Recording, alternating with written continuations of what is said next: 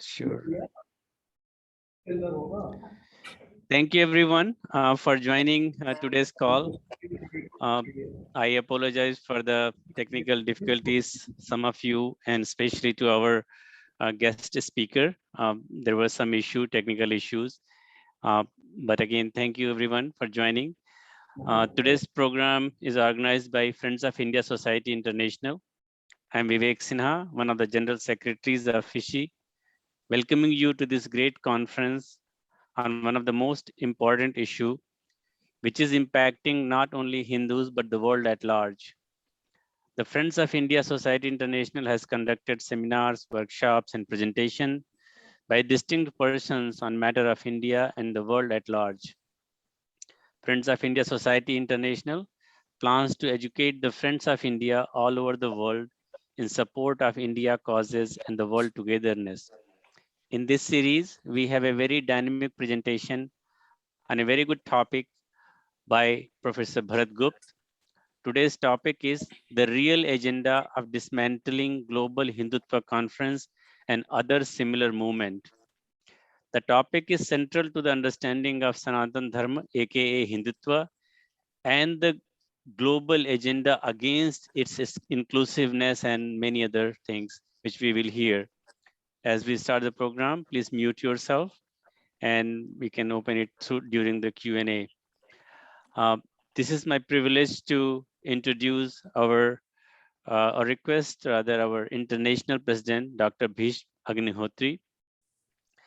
Dr. Agnihotri has been the first person of India origin to head an American law school and was dean and chancellor for the longest tenure in American law school. He has served various organizations in the service of community at large. Dr. Agnihotri was appointed at the first ambassador at large by the government of India in 2001. He traveled the world in strengthening the ties of NRIs from all background, gender, and religion to our motherland, India. Without further ado, it is my great pleasure to invite Dr. Bhishma Agnihotri. Thank you very much. It's very nice today that we have Professor Bharat Gupt with us. We have been provided, all of us have been provided the details of his background, his outstanding contribution, and his commitment to the causes, his scholarship, and other achievements. So I would not say too many things about that. And I had the privilege of hearing his presentation in Neeraj Attri program. And there was a time when I came to know about him properly. And I was very much impressed by the very powerful discourse he had. His presentation was so clear, cogent, understanding of the whole issues. And I thought we all need to hear him. I understand he has been talking about this to many other programs also, but I think why not us? Because FISI, as we know, we have been doing this kind of work from 1975, of course, in different kind of categories, but we always think about India, how India can be better served. Now, what happened recently, of course, is only a symptom of what is going on. It is a beginning. In fact, it never ended. The forces which are against the goodness of Hindus, the culture of Hindus, the goodness of humanity, one world, one family, that kind of thing they don't like. Therefore, they will keep on fighting. They'll keep on talking. They'll find different ways of approaching. They came to universities, they'll come out with something else. So then I think we have to be prepared all the time to meet them. to educate other people, our people, other people, right forces that look, this is not right for the world. So we have to educate them, and we have to organize ourselves all the time, and we should not get tired about it, and we keep on moving forward so that we can have the right forces on our side. And those people, they will not give up. They may be 50 today, they may be 5 tomorrow, still they will be there. They can become 50 to 500 or whatever. So therefore, I think what I'm trying to say is that this is a different world altogether anyway. Hindu people, right people, their forces are better at this time equipped to handle this kind of situation. But please, let us slow down, and we would like to hear people like Guptaji again and again. Therefore, despite the fact that he had made presentation, I requested him to come here to speak to us, and therefore we added something similar. If you did, the second part is there can be similar problems down the road. So therefore, please hear him properly and educate ourselves so that we can be helping others also when the time comes. So I can keep on talking, this is a topic which is very close to me, but I think we are here to listen to Professor Bharat Gupt, a great scholar. Guptji, please.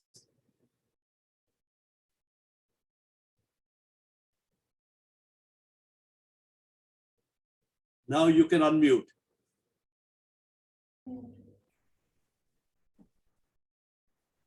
Namaskar to everybody. I am sorry there was a glitch and I could not connect for about almost half an hour. But anyway, all's well that ends well. So, Professor Agnihotri and all the dear friends who have gathered this morning for me and evening for you, I will begin with a brief Mangala Charan about Shiva, who is the god of dismantling. So, as dismantling is the subject today, so let us seek his blessings, Rudra's blessings.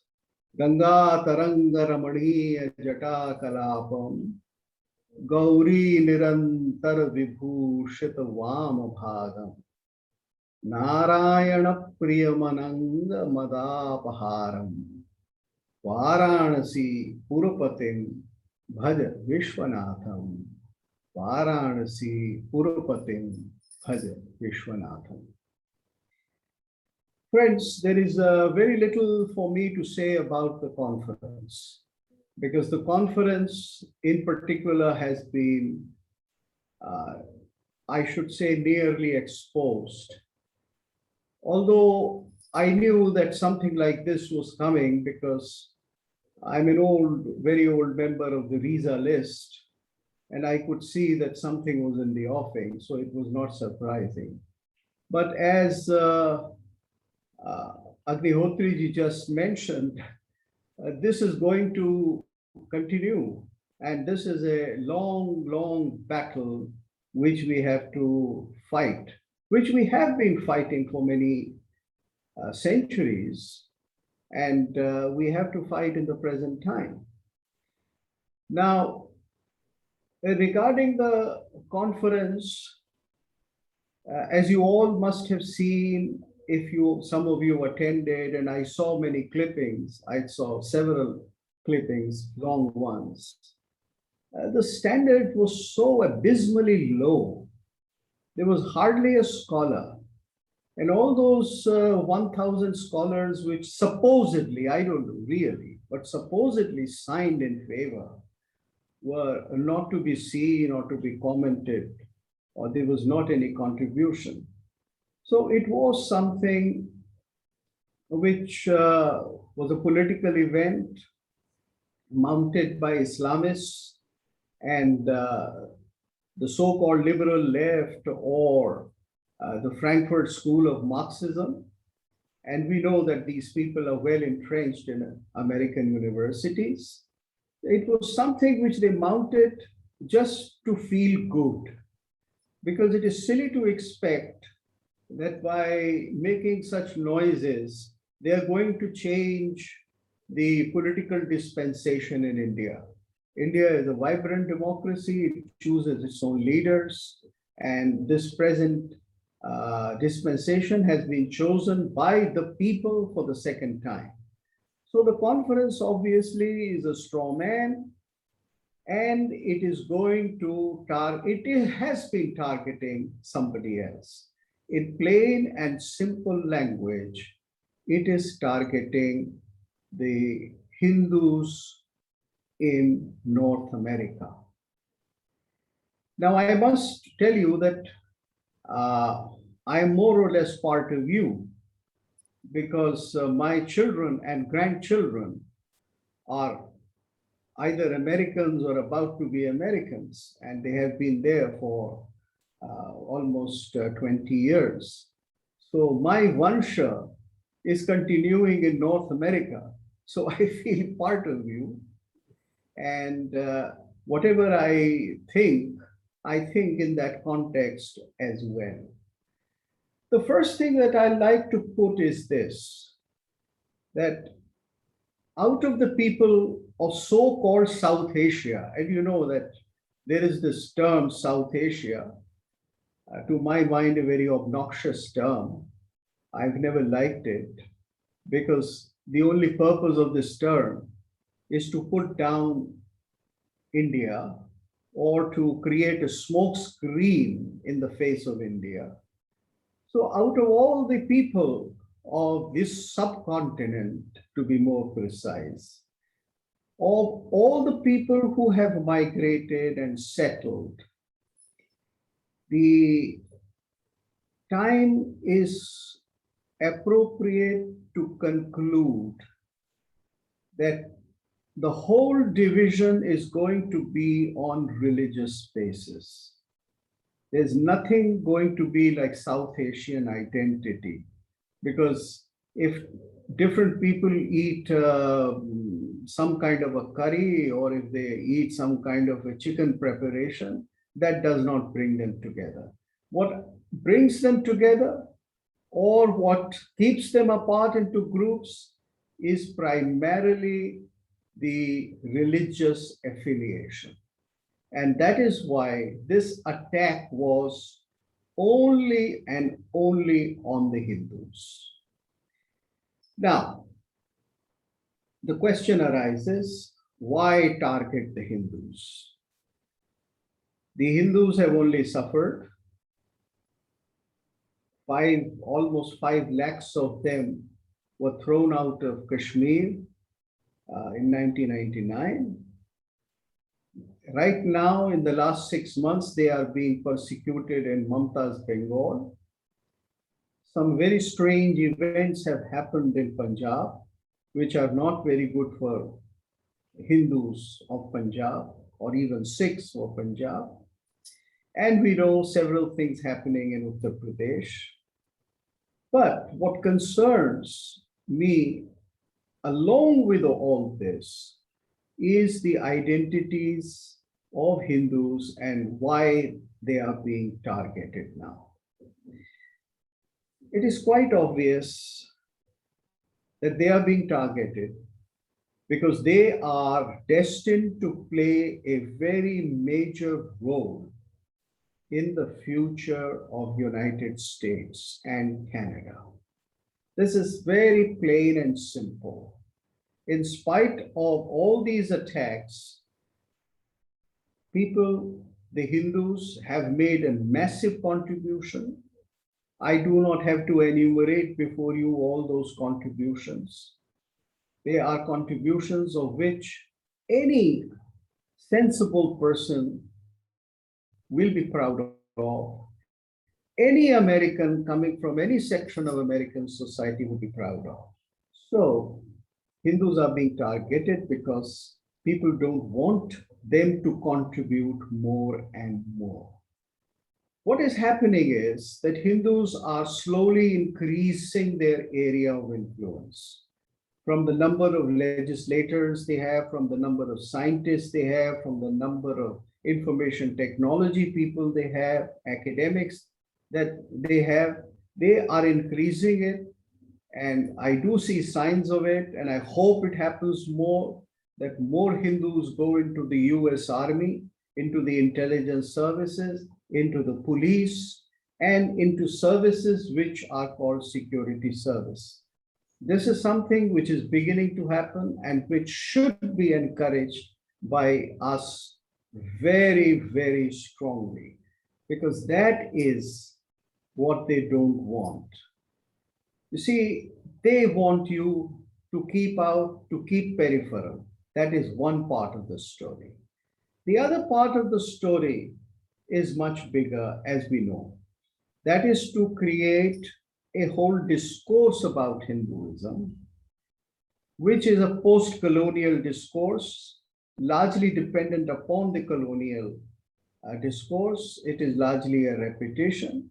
For instance, whatever was said in this conference was said to me by my history teacher way back in 1964 in St. Stephen's College, Delhi.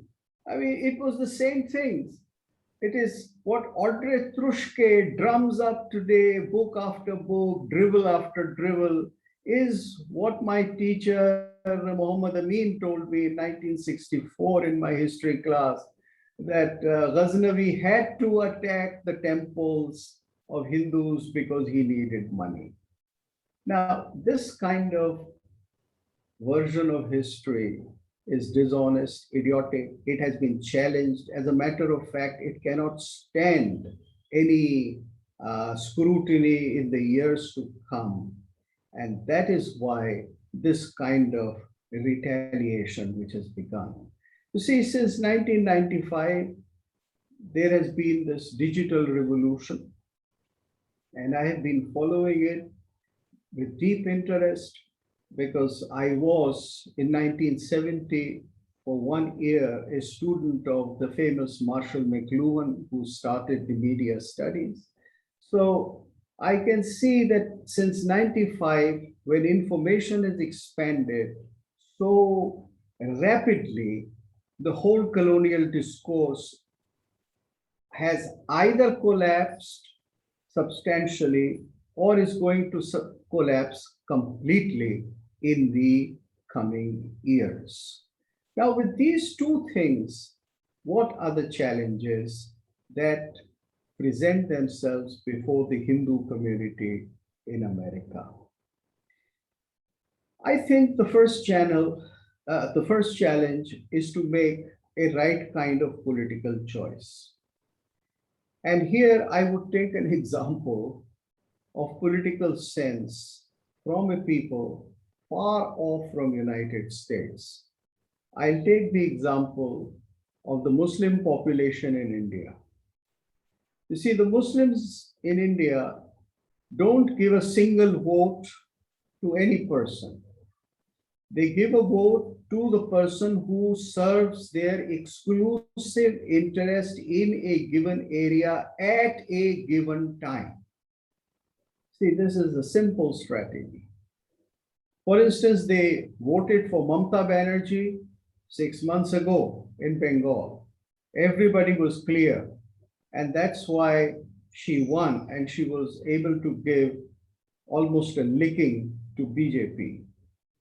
Again, the same kind of strategy is being adopted in Uttar Pradesh. And now for the past 5-7 years, this strategy is very clear and it works for them. My humble suggestion is that the Hindu community in United States should not think in terms of loyalty to this political dispensation, this party or that, to the Democrats or the Republicans exclusively, but it should think exclusively, but as a whole, because that's the way the American system is, of supporting a party according to the need of the hour. And that is a strategy which would be able to give a very clear assertion of the Hindu population. Of course, that's not going to be very big because the numbers are not so huge. However, it's a matter of identity. It's a matter of defining yourself. It's a matter of showing yourself as consolidated. It's a matter of showing that you know your interest and you can together ask for your interest. If that happens, then I think a lot can be achieved at the political level. But then, battles of civilization are not won only in political terms or by political confrontation. More than anything else, what is needed is a strong assertion in terms of cultivating an identity which is not rhetorical, but an identity which is very practical. Now, I am not suggesting that culture is displayed, because that sort of activity is something which the West is very clever about. You see, the West constantly talks about pluralism. That is one thing which they will always present when they accost you. They'll accuse you of being non-pluralistic, as they have done in this conference, that Hindutva is something which is non-pluralistic. Hindutva is something which leads to uniformity. Hindutva is something which wants to wipe out the identity of Muslims, etc., etc. That is the version. But in real practice, there is no plurality. There is always the tendency towards uniformity. Now, this tendency has been there for last 2000 years, beginning with the arrival of Christianity in mainland Greece and in the area which is called Turkey now. It started eliminating all diversity of rituals, practices, and beliefs in that area of the world and replacing it by Christianity. Now, that is the model of uniformity which later on Islam adopted and which is being adopted by cultural Marxism. It is primarily to wipe out all kinds of real practicing identity. So the answer to that is to preserve your identity, to practice it more and more, to cultivate your languages, to cultivate your practical culture, and yet be part of the mainstream. The great success of Indian culture or Hinduism has been on that score. India presents the greatest possible variety of different kinds of philosophies, food, this and that. It presents the greatest kind of variety in terms of philosophical investigation. But yet, it is very clear that there are certain fundamentals of civilization which are there in terms of what is the divine, that the divine can be with form or without form. It can be nirgun or sagun and equally valid. That there is rebirth, that there is above all the doctrine of karma, that there is above all the sense of dharma. These are some of the fundamentals of Hindu thought or Hindutva in the real sense, because this root tva means the essential quality. So this is something which is the great uniting factor. Now, very often we lose sight of it. And the whole discourse of the West is built upon putting diversity in our face and hiding or subverting the fundamental uniting force which has worked in the Indian civilization for several thousand years. If we keep an eye on that, if we understand that those are the fundamental binding forces which have kept the Indian civilization together, then we can keep the Hindu identity in North America alive, dynamic, and yet belonging to North America in political and partly in cultural terms also. This is what one has to understand.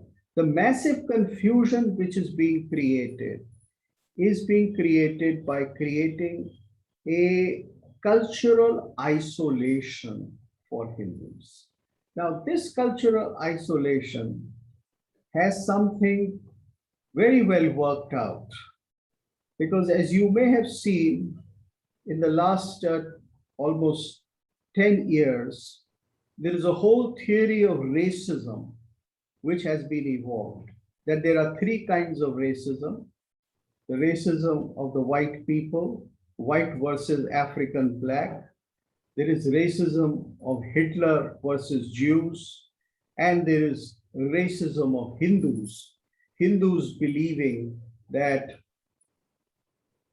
mankind or Hindu society or Hindu faith is something that fundamentally believes in somebody being lower and somebody being higher, that it is rooted in hierarchy and not in equality, that it is in total conflict with the Enlightenment values of equality, liberty, and fraternity.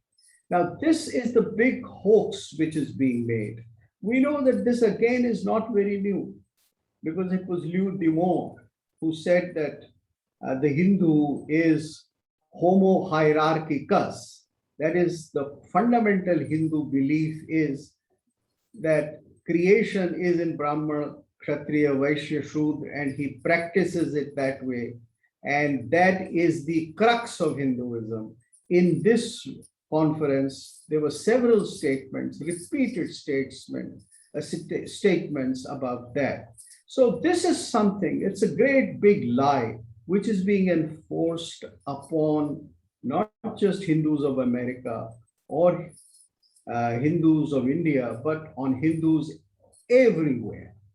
And some of the finest academics of Europe and America are victim of this misunderstanding, that they simply do not understand that apart from this very, very social hierarchy, there is a unity of Brahma, there is a unity of proximity to knowledge, and value or purity or artha is defined in that. And every other hierarchy is something which changes with time, place, and profession. It is only a hierarchy which you find in any society, everywhere in the world, because you have to have hierarchy if you have to have a functional society. So Hindus are not exclusive. But on the contrary, Hindus have actually created a system which was far more tolerant. As a matter of fact, the more I think about or study the Varna ashram system, and the more I study Manusmriti and several other Dharma Shastras, I find that they were very, very humane. And the amount of plurality which existed not just in theory, because Shastras are not theory. Shastras are a record of the practices of a people in different times. So these Shastras have been repeatedly talking about the immense choices that they give or they observe as being practiced in the civilization.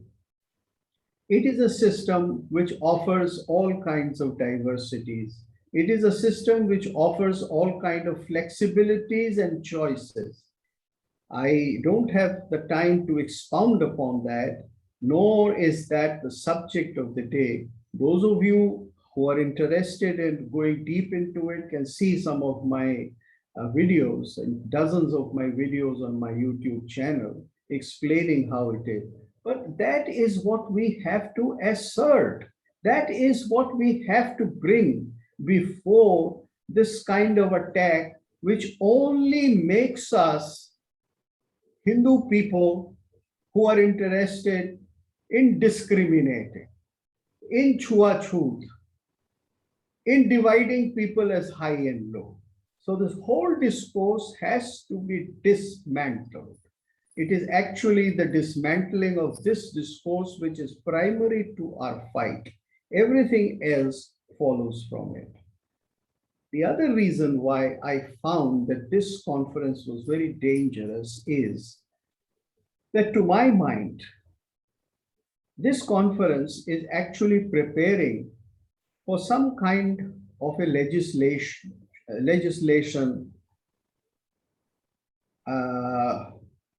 some kind of a legislation against Hindus.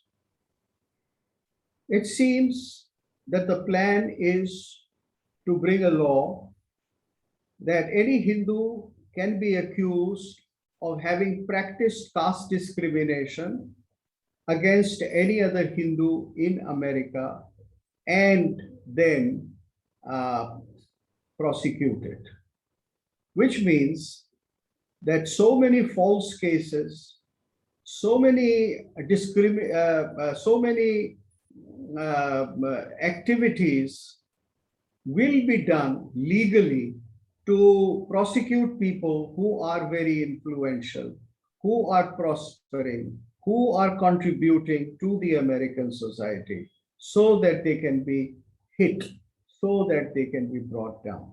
And this seems to be the whole thrust of it, that bring in a law in United States specific to Hindus, which is something not covered by whatever are the existing laws against discrimination or against equality or against respect for people or gender, but specific laws. This seems to be a plan, and we have to scuttle it even before it's proposed or is talked about. Now, this is my hunch, and some other academics with whom I have been discussing things confirm it. And they tell me that this seems to be the target. Now, the final question, who is it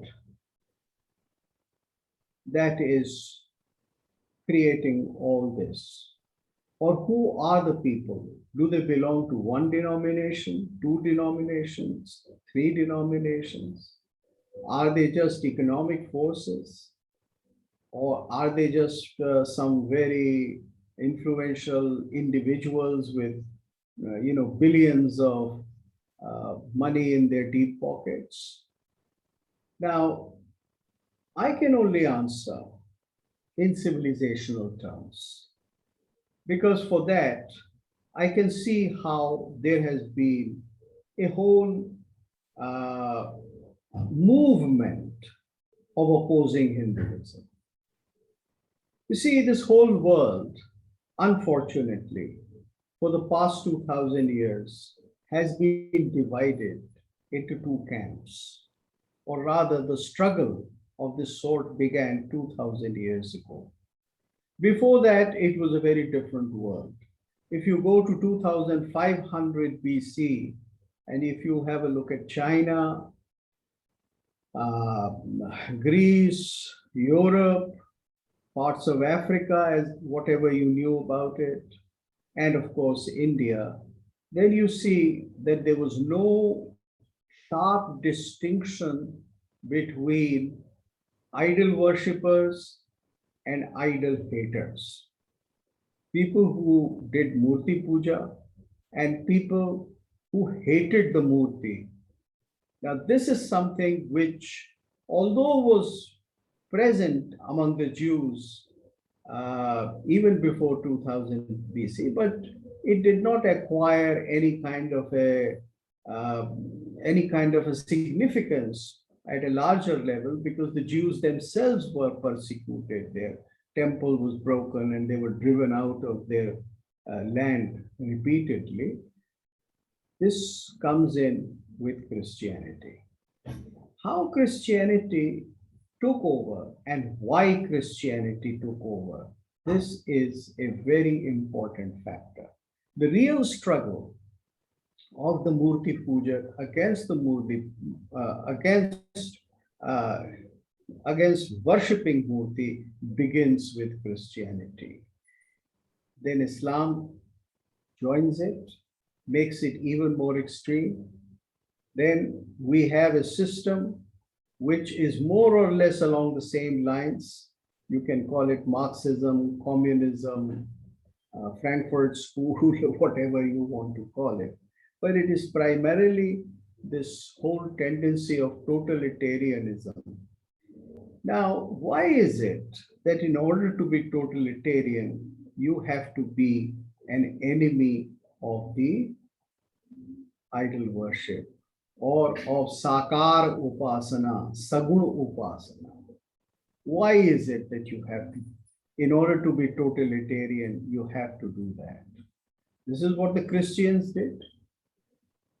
This is what radical Islam did, or Islam when it was conceived, it did.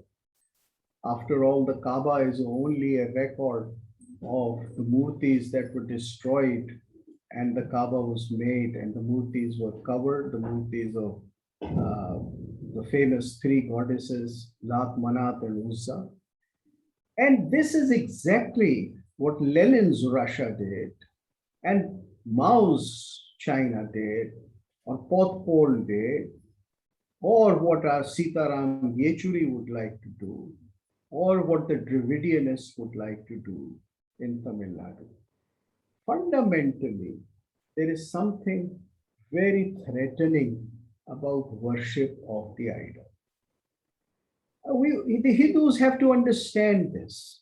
They have to understand it very closely, because they have been victim of a propaganda since 19th century that Murti Puja is either some kind of an error, Brahm, like Dayanand Saraswati said, or it is an inferior system of worship, like all the Brahmo Samajis and Dev Samajis and later on people, including even Gandhi, because I don't think Gandhi ever went into a temple.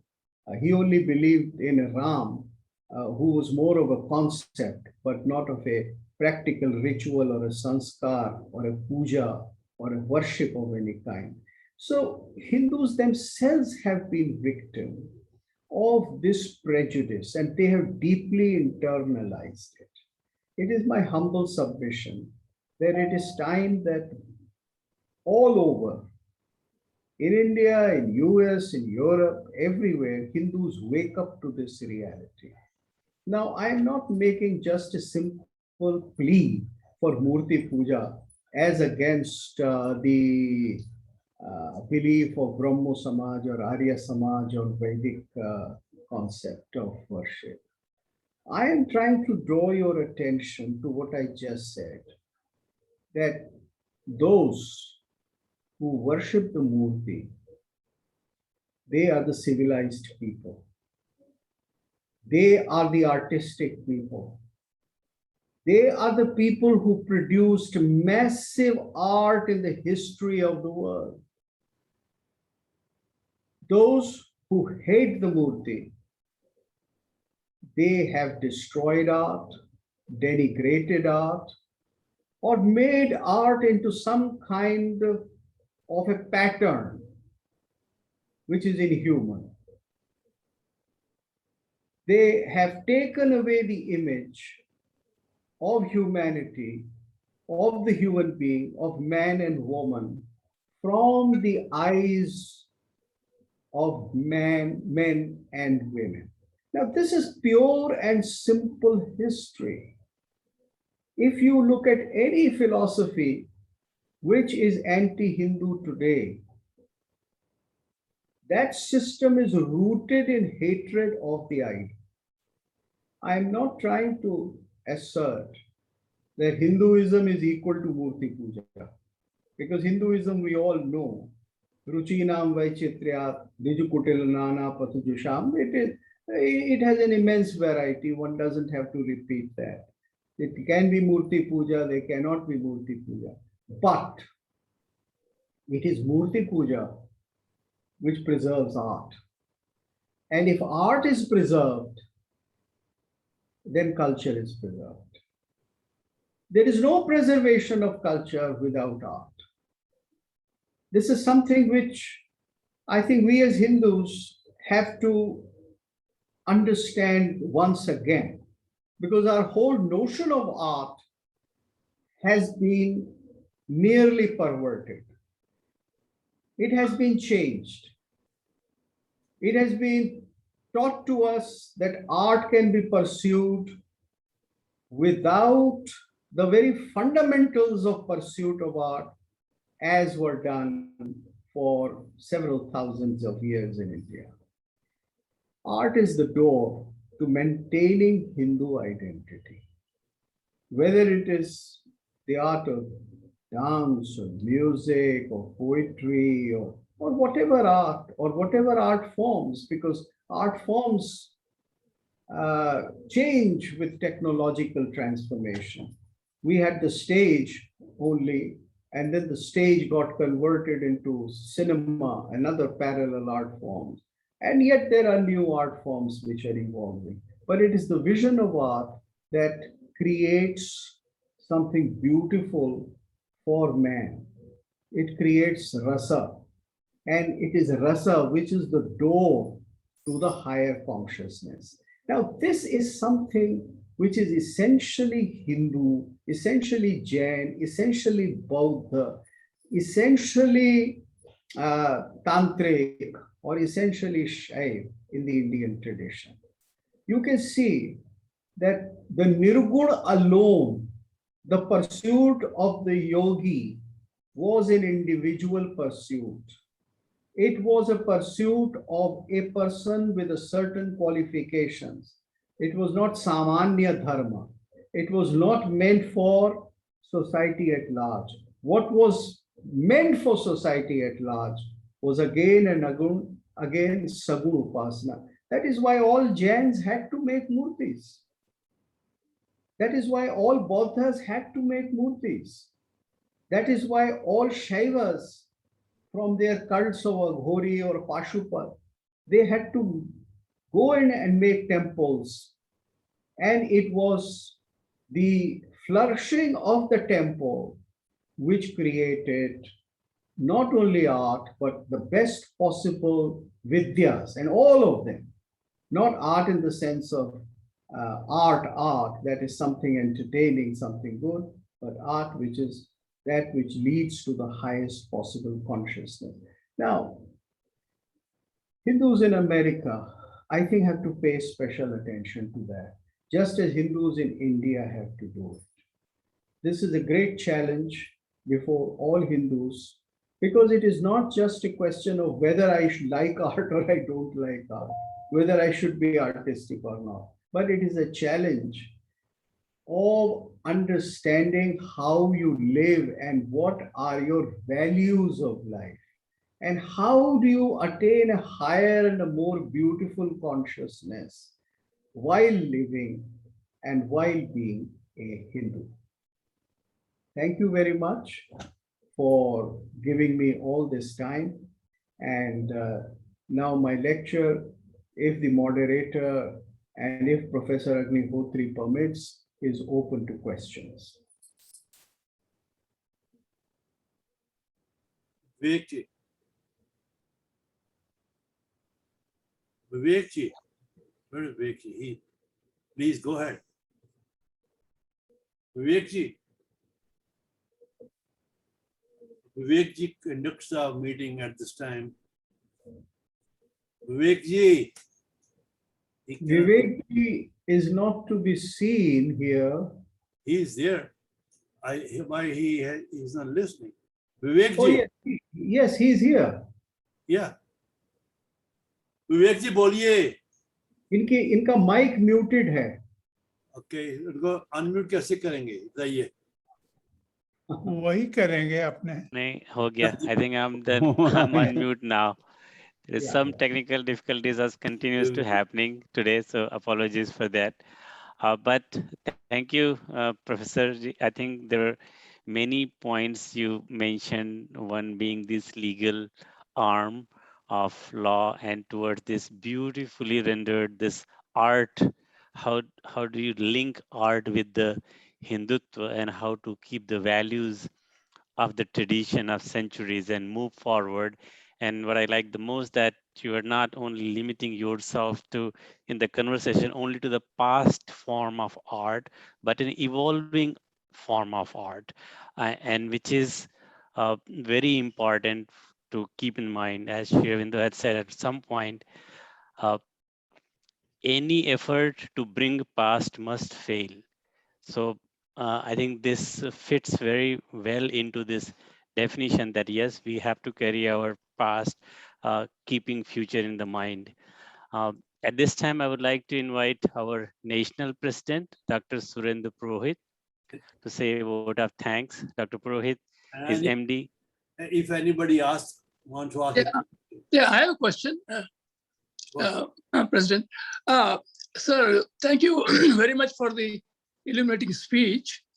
Why this sudden hatred against Hindutva or Hindus? Is there any hand of Pakistan or Islamist creating this issue? Why so suddenly? We never had this issue. I know you gave us so many reasons, but I'm not very convinced why it has come now. Well, your question is why this sudden hatred against the Hindus? Yes. Sir, my submission is that it has been there for a long time. It has been there for 2000 years. Look at it in civilizational terms. The big change happened long time back, but Christianity, when it came to India, was in a very small area. The big onslaught by the Abrahamic religion begins, actually in larger terms, begins in the 11th century with the Delhi Sultanate. So you have this onslaught for 1,000 years. This little conference or so many other conferences that happen, or denial of visa to Narendra Modi once, or there may be a denial of visa to somebody else again. All these things are part of this large event. And Hindus, in order to survive, in order to live happily, in order to be what they are, have to deal with this in those terms. So it is not just a sudden phenomena. It is part of their existence. That's how they are made up.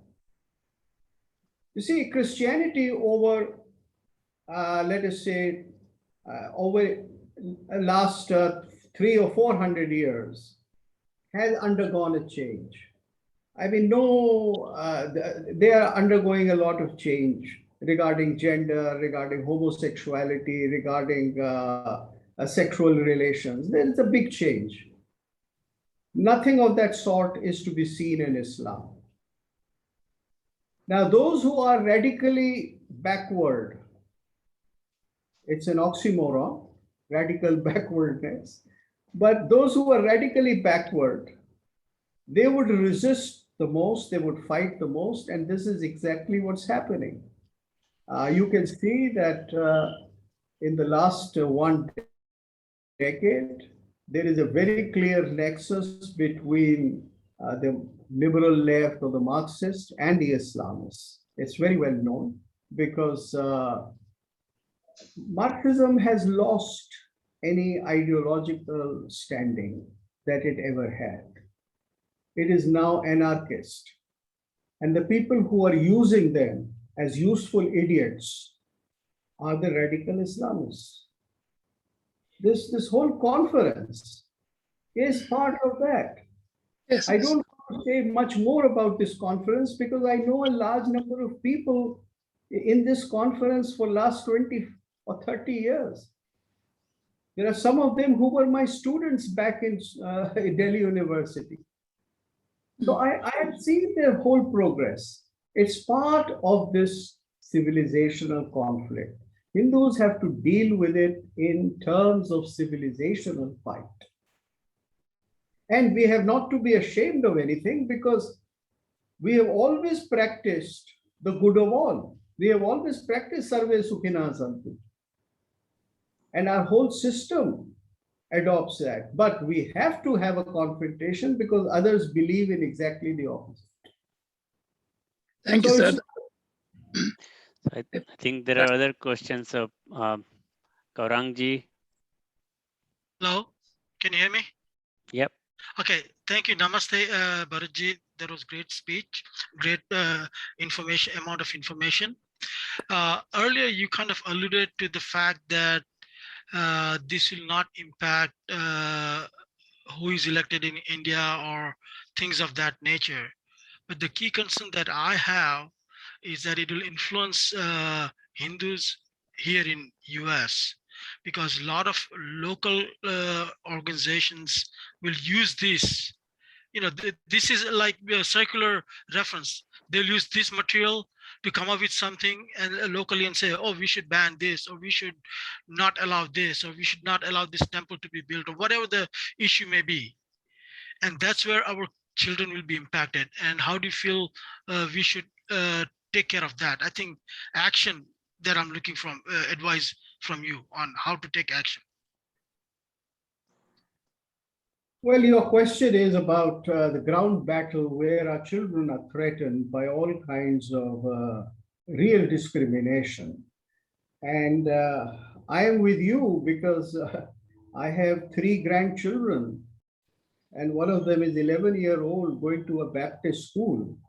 So I see these things and I study these things, and it's part of my daily concern.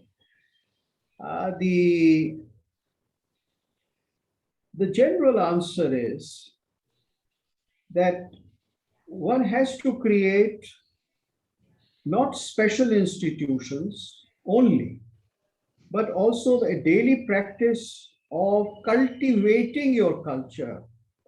And that can only be done if you are in touch with organizations in your city, in your neighborhood, specifically for Hindu practices, which the Hindu people have to make. You see, we have a similar battle here in India. The battle is here in India is defined this way, that all the temples, you know, thousands or hundreds and thousands of Hindu temples are in government hands.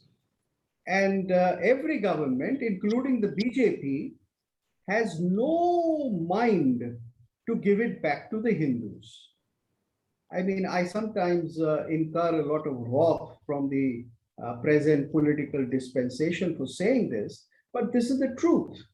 Now, that area of cultivation, of education has been denied to Hindus purposely.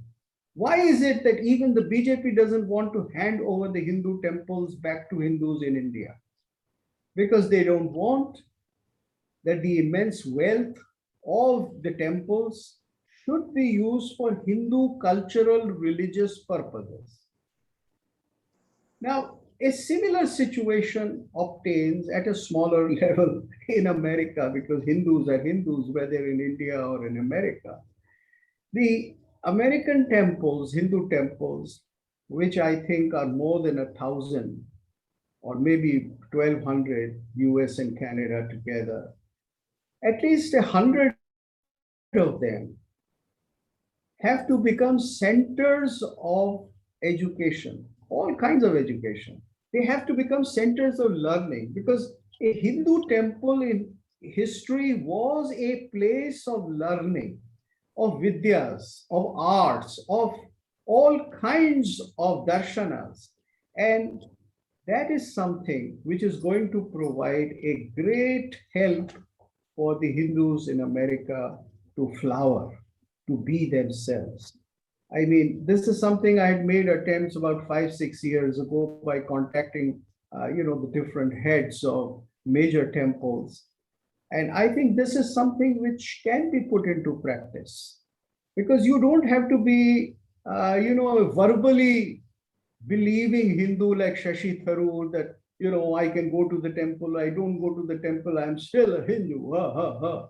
Now, we don't have to be that way. We have to be practically Hindu, because Hinduism rests in doing something. Manasa, vacha, karmana, by mind, by speech, and by action, by body. Now, this is this fundamental unity of activity which constitutes Hinduism. That's my answer. So, Bharatji, if I may, with your permission, add something to the question of Girish ji. There is a program right now going on in USA, what we call Seva Diwali. It has been happening for last 4 or 5 years. And just as an action item we are discussing here, it's a great activity where Hindus is coming out as a one voice and is getting into the so-called American society, call it, which is inclusive of Hindus. So all the benefits are going to the general masses, and Exactly. we are reaching out to the different townships, mayors, police, all those people. And in that Exactly. process, it's really, they are seeing this is a Hindu community. This is a Hindu community. So just wanted to add it here. And now we have a Chandra Yeah, I ji. agree. Sure. You see, I agree with it, and I have seen several other programs like that, and that is the Hindu spirit, because it includes people who may belong to other faith or systems of life, and gives them all the benefit that Hindus are taking themselves, and that's how we shall win in the long run. Yes. That's, you are saying exactly what I would like to repeat. Chandra ji, please. Yeah, actually, thank you so much for having this conference. I have seen the many dates that it is going on. All the panelists and the moderator and the association, that is very impressive of giving some real information, how to handle the situation. I am from Irving, Texas, which comes from Fort Worth, Dallas, Fort Worth, and I am the president of last year in the pandemic year of DFW Hindu Temple in Irving, Texas. And almost like 30 years I'm in the United States. I have a 24-year daughter now, she's working. So my question, and we are almost involved in all the Hinduism and community services and all, but this dismantling stuff is really a bothering thing and painful for all the Hindus who are living abroad, abroad anywhere in the globe. So my question is, why all of a sudden this thing came up? I think you have already given some good examples, but my question is, I know we are everywhere. You see, like Hinduism, they are trying to thrash us everywhere, not only in India, but everywhere. But still our Hinduism is 80% in India and all over the globe, and everybody loves our culture is fabulous. It is related scientifically, Vedas in all the planets, home and all. It is proven record with the NASA and intelligence everywhere, and everybody knows about it globally. And we are the tolerant people having patience. We don't retaliate. We never conquered any country. So globe, 190 countries knows. Thank God the Modi came in 2014 and he's trying hard to save our culture and Hinduism and all. But if you look at Tamil Nadu, Bengal, and in Andhra Pradesh, a little bit of Telangana now, I think a lot of conversion stuff is going on. I have all the friends, Christians and Muslims. As a Hindu, I'm proud that, I love all the religions. But where is the question of converting like that? you're born in some religion, you respect that religion, you complete that part, like, when you're born and until you finish your, responsibility in that particular religion. Same thing in Muslim. Like, why they are going cruelty on this one, and why they are trying to destroy Hinduism? Why this is coming up like very painful for future generation and all the abroad parents and grandparents, children who born here or anywhere in the globe, still they are following Hindu culture and all. But if you look at from 1 year to 3 years, a child born, they just leave it to the child care. And then my wife and husband will go for work because both want to work. So I think the first 5 years, the bonding of the parents, when you hug the child, it is most important. So we should make a, some kind of a promotion, like intellectuals, like panelists, like today in the meeting. We need to create that bonding that first 5 years. We cannot leave the child in the child care. Just after 10 days, you go and leave the child care, and the child will not have any bonding with the parent, because when you come back in the evening at 6 So, o'clock after Chandraji, the work. let Dr. So Professor Yes, answer I some mean, of the this is, questions. I'm really painful. I'm sorry at this question. So- We got to do something on this one, Yes, so all over the let globe. Professor answer. Can I give a very brief answer? Number one, Hindus have to be now assertive. I am using the word assertive, not aggressive or violent. Assertive. They have to give up the ideas that they never conquered any country. Please don't forget, not through military conquest, but through cultural conquest, domination, influence, whatever you call it, India influenced the world from 2nd century AD till almost 8th century AD for more than 1200 years, right up to Japan on this side, and earlier, right up to Greece. Several, in 1000 BC or even much earlier, 3 to 4000 BC. So Hindus have to stop saying this, that we don't conquer. We conquer, but we don't conquer with arms. And we are going to conquer again. That's one thing. It's a radical change of discourse which is needed. Number two, you have to be prepared to say that if others have a right to convert, then we also have a right to convert. By conversion, I mean simple conversion. If others can say that they can do dawa or they can baptize, then I as a Hindu should also say that, look, I am going to talk to you about what is Hinduism and how it is better than Christianity, how it is better than Islam. I don't see what is wrong with Hindus taking that stance.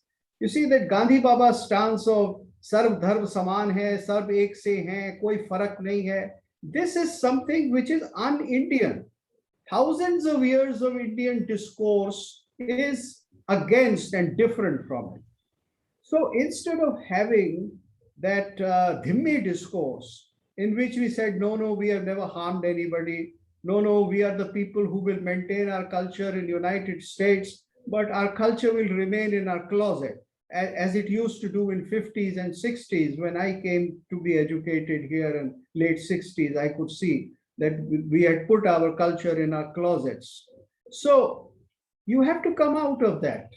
We have to come out of that even in India. It's not, something specific to Hindus in America. It is to the Indians as well. The whole discourse needs to be changed. Once the intellectual discourse changes, other things will follow. Yeah, one question is when I say conquered, I compared with the Mughals and Britishers who conquered the. That's what my question was. Yeah. Yeah, military conquest. Military. Thank you. I think Devashish Mukherjee, she wants to say something. Role of the temples by the government in India. You said even the BJP doesn't want to do it. That's really shocking. But what can be done to change that so that we can release the temples back, just like the Christians and the Muslims control their own places of worship? I mean, what is holding back this important, necessary movement? Only one line answer, sir. Only one line answer. sends thousands and thousands of emails to Shri Narendra Modi. Ask for Give it. back the Hindu temples to Hindus.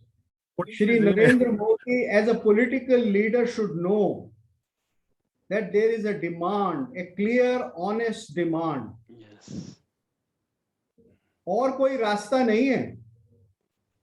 Political pressure आपको इस्तेमाल करना होगा. उसके बिना आपको एक छोटा सा शिवालय भी बीजेपी वापस नहीं देगी.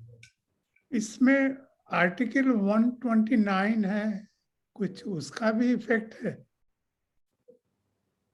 I mean, there is some article that is that might be holding back and that need to be rectified through both Lok Sabha and Rajya Sabha. Well, I am not aware of any such article.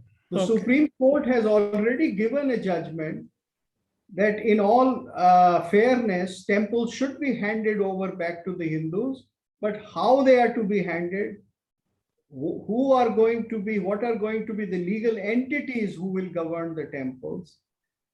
This is what even the Supreme Court has admitted in different judgments. So it's a matter of sheer only political will, sir, nothing else.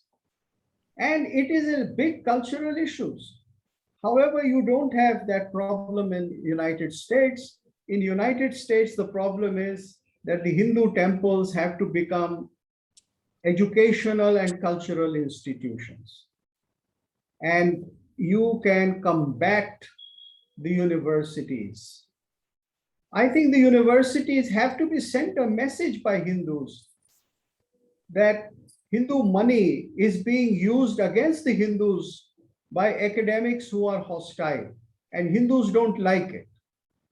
These messages have to be sent very clearly, they have to be sent.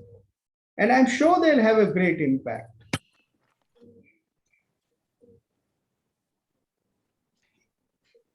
Any other question anyone would like to ask? Yeah. And one question is that is a very endowment stuff is very important. When you are saying that sending emails to Modi and all pressurize him, but before doing that, we need to have some intellectuals from spiritually. Then who is going to take care of the temples all over India, especially so that funds can be used properly. So we need to work on that before we. Yeah, you see. This is the argument of the defeated. Please, Yes. don't take me wrong. If the Supreme Court says that temples cannot be kept under government control under the pretext that they are being mismanaged by Hindus, the Supreme Court has clearly said that. If the Supreme Court can say it, that okay, now we'll take it, then what is preventing the government from handing it back? आपने राम मंदिर के लिए फौरन बना दिया ना trust. Yeah. आपने overnight बना दिया. Right. वो अच्छा बना बुरा बना वो एक टॉपिक हो सकता है डिबेट का. But somebody is managing it. Actually, अपना the reason I'm asking is because 70 साल जो है ना, the previous government पूरा endowment को पूरा बर्बाद कर दिया इसमें. So before Modi came into the power. Yeah. Thank That's you. what I'm having that problem. Thank you. I'm sorry. No, you see, no, that is not. It's a matter of, look, I'm going to be very blunt. The political class is not going to let you have the temples back. Because just like the Muslims who wanted jizya, just like the British who wanted your money, Hindu money, your chadava and your money from the donation, any political party in India would like that, including the BJP. Please allow me to say this without any prejudice against the BJP. And if I can do a parallel to the same argument, it was given by Britishers for not giving India the freedom, because and at those time grand old party Congress was doing the same thing, working with Britishers and the same argument was given at that time. Divide and rule.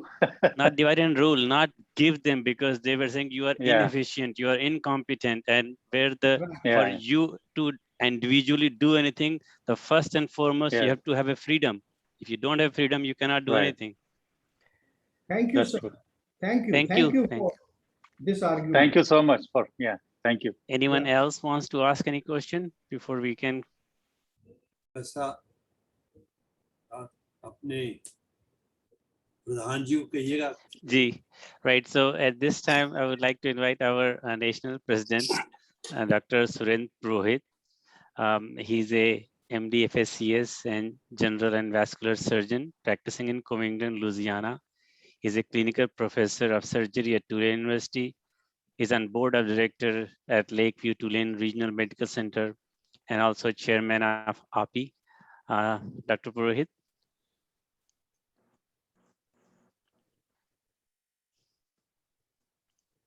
हाँ है ना doctor Purohit. He must be unmuted. Muted, I mean. Dr. Purohit, are you there? He was there before for sure.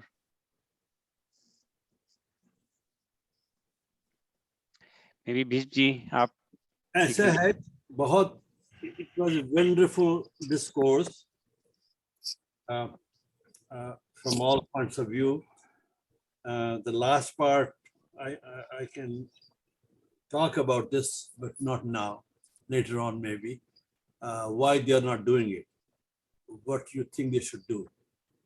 I have some idea about that, but I think it's not the right place to talk about this. But wonderful. I mean, you are a very good speaker. I used to be a good speaker in life, one time, college days. But that's why I enjoy your speech, because it's very, very dynamic, very enjoyable discourse. So it was a pleasure to hear you. I wish Purohit were here. He's our president, national president, and he is a wonderful person. And you know, his brother is now running as the governor of Punjab. So he would have talked about that too a little bit. But thank you very much for coming. I know that your hesitation because you have been talking about this to so many people.